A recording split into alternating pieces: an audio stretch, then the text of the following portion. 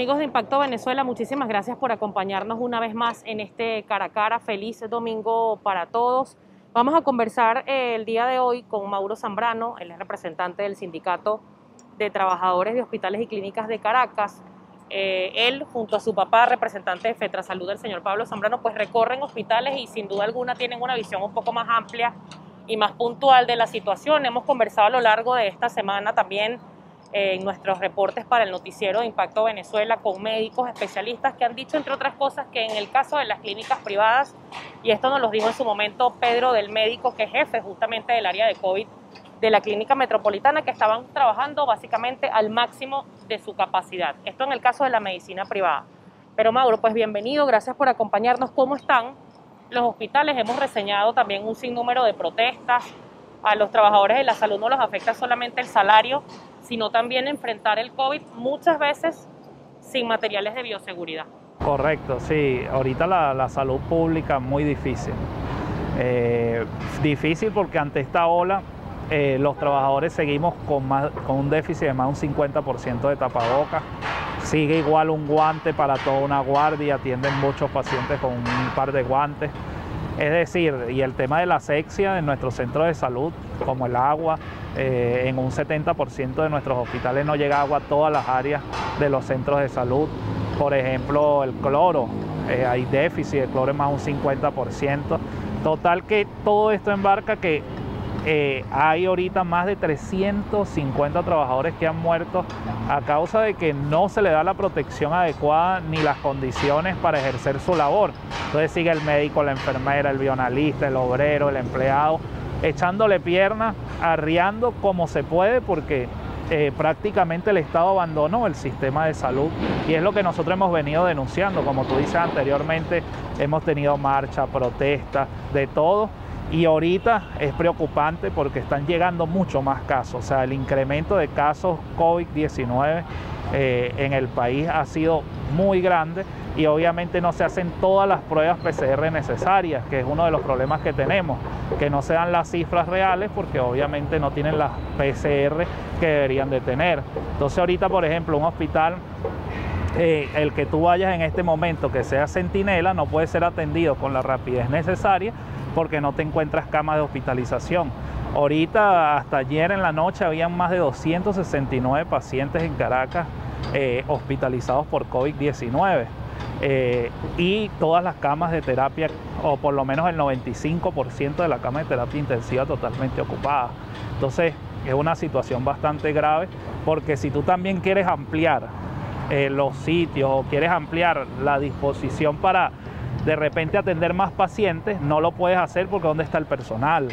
Eso justamente me quería detener allí porque Nicolás Maduro decía la semana pasada que había sido un error cerrar los hoteles que en un primer momento se habían habilitado, como el Hotel Las Mercedes, por ejemplo. Habían otros hoteles que se habían habilitado para recibir a este personal. Si este radio de acción, por llamarlo de alguna forma, se amplía, ¿hay enfermeras, camareras y médicos suficientes para atender a esos pacientes? No, obviamente que no, si más bien se han ido.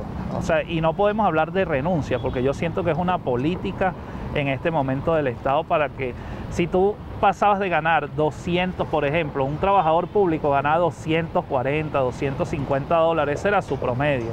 Ahorita está ganando menos de $1, eso es una desmejora muy grande. Podríamos hablar que es un despido indirecto en este momento los trabajadores, porque se están prácticamente yendo porque no soportan ir a un hospital que no tengan pasaje, que tienen que llegar caminando todos los días, porque las rutas hospitalarias que tenían Metrobús, por ejemplo, casos como el Algodonal Lice, que tenían Metrobús para poder llegar a su sitio de trabajo, ya el trabajador tiene que subir caminando porque un pasaje es la mitad de una quincena, por ejemplo. Entonces, son cosas que nosotros hemos venido reclamando y que lamentablemente no se le da solución.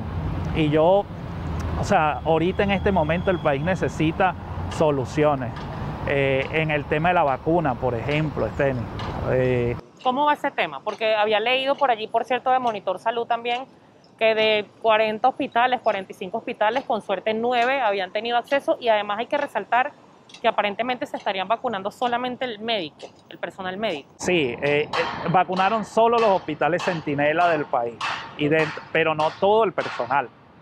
Es decir, muchos trabajadores están quedando por fuera dentro de estos centros de salud porque no existe obviamente un plan de vacunación real. Claro. Tú como ciudadano no sabes cuándo vas a ser vacunado, por ejemplo, y eso es lo que está pasando. Hay mucha incertidumbre y obviamente lo mismo pasa con el trabajador de salud, que no sabe cuándo va a ser vacunado realmente, a pesar de que está en la primera línea, que está en riesgo. Imagínate para los ciudadanos. Entonces es parte, en este momento nosotros tenemos un monitoreo de más de 65 hospitales a nivel del país y solo había llegado a 25 hospitales, a 20 hospitales, 45 hospitales estaban prácticamente, no saben cuándo lo van a vacunar, no tienen información de nada, y es parte de lo que sucede, la improvisación. La política no puede ser todo el tiempo como vamos viendo, vamos yendo.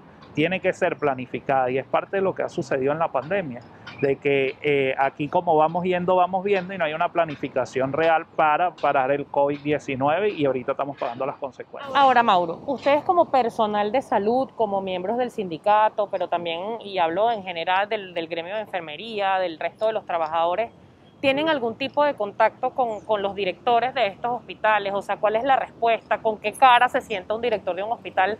Y en días pasados también justamente el nuevo director del clínico decía que el Hospital Clínico Universitario básicamente era una clínica, y hemos entrado varias veces al Hospital Clínico Universitario y las imágenes están en internet, las puede buscar cualquiera, y hemos visto el estado en que está. Entonces, ¿qué respuesta tienen ellos, que además son la línea directa en este caso con el ministro de Salud? Bueno, vamos a hablar directamente del clínico. Ahorita hay 198 pacientes hospitalizados, un hospital que tiene 1.200 camas.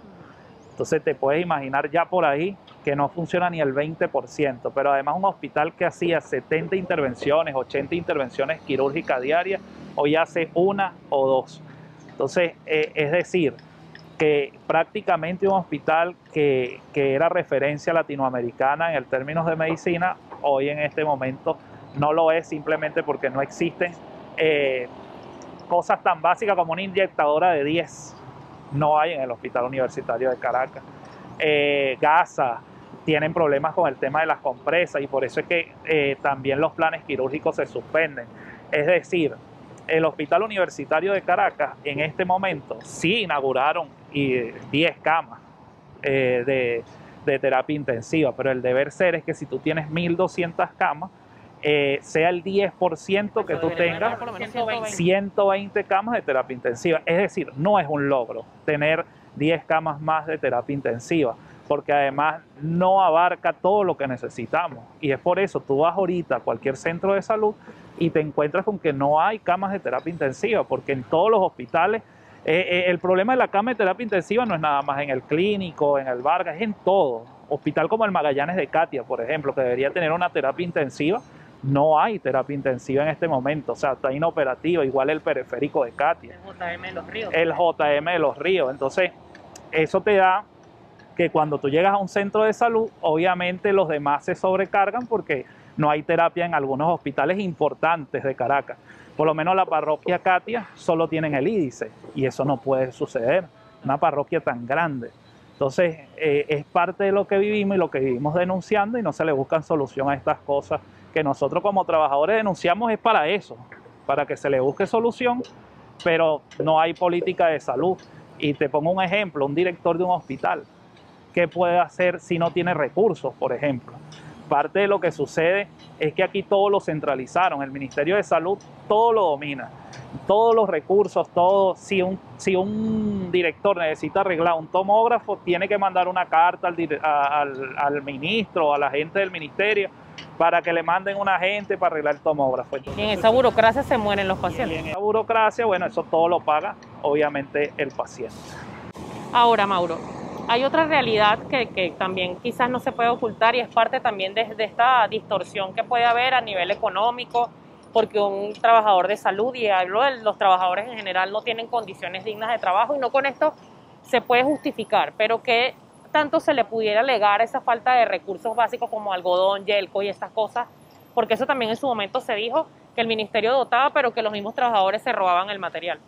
Mira, o lo revendían. Hay un problema que siempre quieren buscar culpables, ¿no?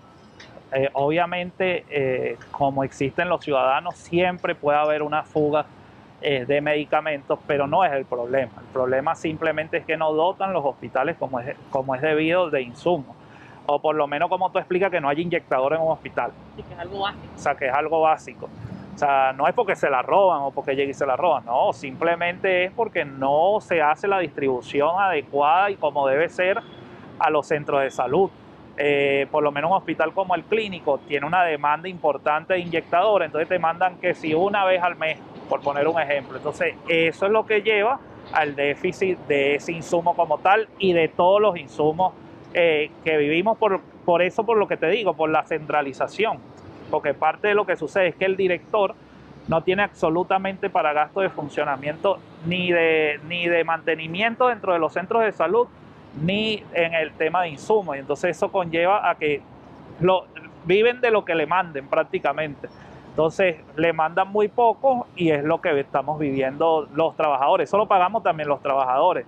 Claro. Porque parte, y para completarte el tema de los trabajadores, aquí se han ido, en Caracas podríamos hablar de una cantidad de 1.700 trabajadores que se han ido. O sea, no es cualquier cosa.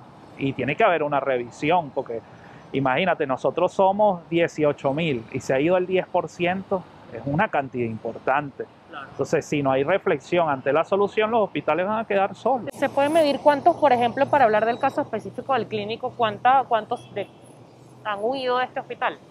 No solamente que se van del país, sino que emigran a otros oficios para que le regeneren más. 850 trabajadores. ¿De cuántos?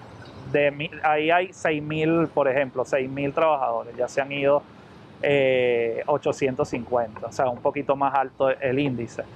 Pero sin embargo, te hablo de que no es que se va, o sea, prácticamente se va el obrero, se va la enfermera, se va el médico, gente especializada que tiene muchísimos años ahí y que ha dado la vida, o sea, que tiene sentido de pertenencia, pues es que no aguantan, es que ¿quién aguanta?